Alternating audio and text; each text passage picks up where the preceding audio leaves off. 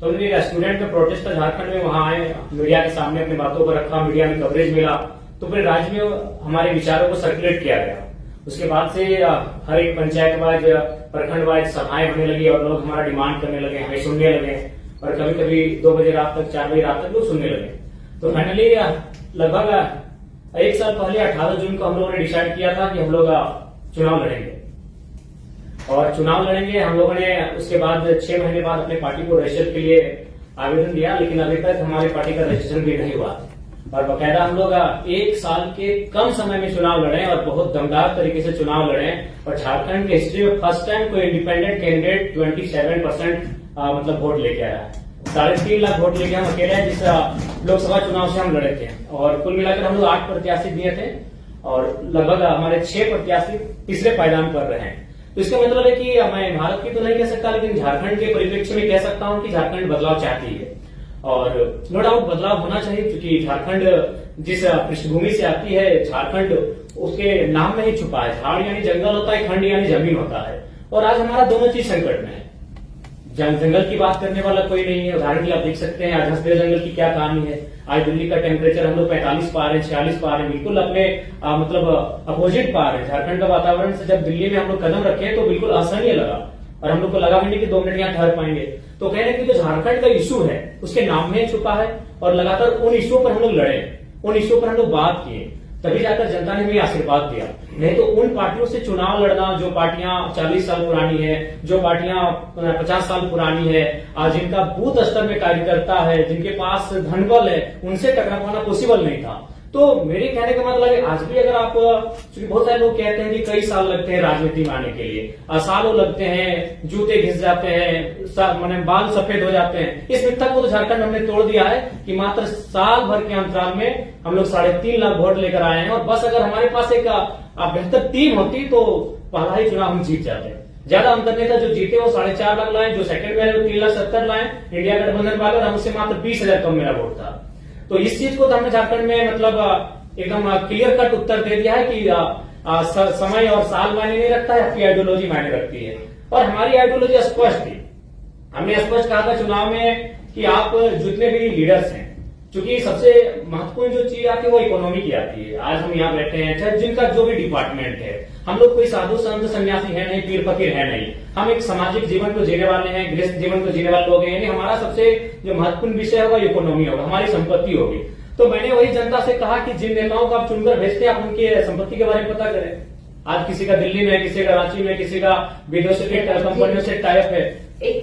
आपकी बात बताए भी है, इतना यूथ भी है, तो उसके बारे में आपको क्या लगता है? मेरी भी आशा है कि आप जैसे और लोग चुनाव जीते, हमें जरूरत है। इस बार सिर्फ 7 इंडिपेंडेंट कैंडिडेट हैं, हमें चाहिए कि एक स्ट्रॉन्ग डेमोक्रेसी के लिए और आए, क्योंकि आप मुद्दे उठा रहे हैं जो रेलेवेंट मुद्दे हैं। पर ये मुद्दे क्या सिर्फ मर्दों के हैं? नहीं, बिल्कुल सबसे ज्यादा प्रभावित तो महिलाएं होती है, क्योंकि मैं जिस झारखंड से आता हूं, अगर वहां बात की जाए तो वहां हमारी विधायक मैम जो बैठी है आपके बगल में, उनका जो क्षेत्र है वो विस्थापित क्षेत्र है, खनन का क्षेत्र है, माइंस का क्षेत्र है। जब विस्थापन का बात सामने आता है तो जब लोग विस्थापित होते हैं तो ऑब्वियसली महिलाओं को भी बहुत सारा प्रॉब्लम का सामना करना पड़ता है। मान के चलिए जिस क्षेत्र से विधायक आते हैं, मैं उस क्षेत्र का आपको परिचय देता हूँ, वहाँ 4 प्रकार की फसलें आती है, वहाँ धान, गेहूं। तो महिलाएं जब अगर विस्थापित ना होती, क्योंकि झारखंड में अगर बात करें तो आपको विस्थापन की बात करनी होगी, आपको माइंस की बात करनी होगी। जो लोग यहाँ बैठे हैं और इसलिए आप झारखंड को जानते हैं मिनरल्स के लिए, और नो डाउट हम लोग देते हैं 27% कोयला देते हैं, ओवरऑल 40% खरीद देते हैं।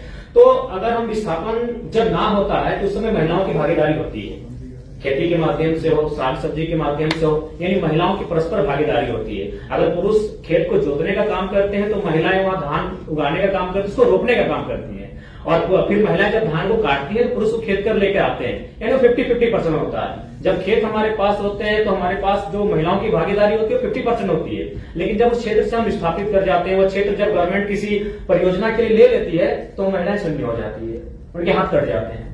तो लाइक जब हम लोग न्यू झारखंड की बात करेंगे तो महिलाएं ऑब्वियसली बहुत भारी संख्या में होंगी।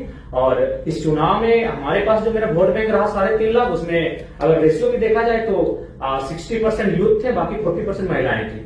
तो कहीं ना कहीं उसमें उस दिशा में हम लोग अच्छा काम किए हैं और महिलाओं को अच्छा कनेक्ट भी किए हैं, क्योंकि महिलाओं ने भी इस समस्याओं को देखा। आज अकॉर्डिंग टू कोरोना के टाइम का जो हमारे पास रिपोर्ट था, उसमें 12 लाख झारखंड के प्रवासी मजदूर मिले। और उन प्रवासी मजदूर की जो पीड़ा है, उन महिलाओं ने भी घर बैठकर देखा कि दिवाली है, होली है या ईद है, उनके बेटे उन्हें प्रदेशों से बधाई भेजते हैं, उनके बेटे उनको विदेशों से बैठ के बधाई भेजते हैं। तो कहने के हमने उनको कनेक्ट किया, उन मुद्दों से महिलाओं को भी हमने कनेक्ट किया, इसलिए महिला भी खुलकर आई और हमारे पक्ष में मतदान की। और हम आशा करते हैं, क्योंकि हम लोग बार बार कहें हम लोग एक लर्नर हैं और आज इस कॉन्फ्रेंस हॉल में हम लोग कुछ सीखने के लिए आए हैं। मैं आपको बताना चाहूंगा, मेरे गिरिडीह लोकसभा में 2261 बूथ हैं। हमको लगता है कि 1200 से 1300 बूथ में हमारा बूथ एजेंट बैठा था, 1000 बूथ में हमारा एजेंट नहीं बैठा था, और फिर भी हम लोग वोट गेन करके आए। तो हम लोग ऑब्वियसली लर्नर पीरियड में है और चीजों को जब हम लोग सीखेंगे और जब इस प्रकार दिल्ली में बैठकर, महाराष्ट्र में बैठकर, अन्य प्रदेशों के जाके कॉन्फ्रेंस में बैठेंगे, सेमिनारों में, संगठनों में हम लोग भाग लेंगे और उन चीजों को जब हम लोग सीख कर जाएंगे, कुछ परिपक्व होकर जाएंगे, तो अपने झारखंड में निसंदेह उसका इम्प्लीमेंट करेंगे और बेहतर करेंगे। हम आशा है कि आज जो प्रबुद्ध लोगों के बीच हम बैठे हैं, जब इनसे हम कुछ सीख कर जाएंगे तो आने वाले झारखंड में विधानसभा चुनाव नवंबर में हम लोग बेहतर करेंगे। और अखबार की सुर्खियों ने भी संदेश दिया है, हम लोग बेसिक चुनाव हारे हैं, लेकिन आज 4 दिन से लगातार अखबार की सुर्खियों में यही रहा कि जयराम महतो हार के भी झारखंड के राजनीति के नायक बने। और बकायदा नेशनल न्यूज में भी हमें स्थान मिला, द हिंदू में स्थान मिला, द ललित को भी गई हुई थी हमारे इंटरव्यू के लिए। और यही नहीं, बाकी जो नेशनल पार्टियां हैं जिनका सिंबल है वो अभी अब हम लोग से टाइप करने के लिए इंटरेस्ट जता रहे हैं। हमने स्पष्ट कह दिया है कि आपकी आइडियोलॉजी हमसे मैच नहीं करती, हम लोग न्यू पॉलिटिक्स करेंगे, क्योंकि आज हम लोग सिद्धांतिक पॉलिटिक्स की बात करने आए हैं, तो सिद्धांत से कोई समझौता नहीं होगा। 2 चुनाव और हारेंगे, 4 चुनाव और हारेंगे, नहीं जीतेंगे। हमारी जो नई पीढ़ी आएगी वहां से शुरुआत करेगी जहां से हम लोग छोड़ के जाएंगे, लेकिन सिद्धांत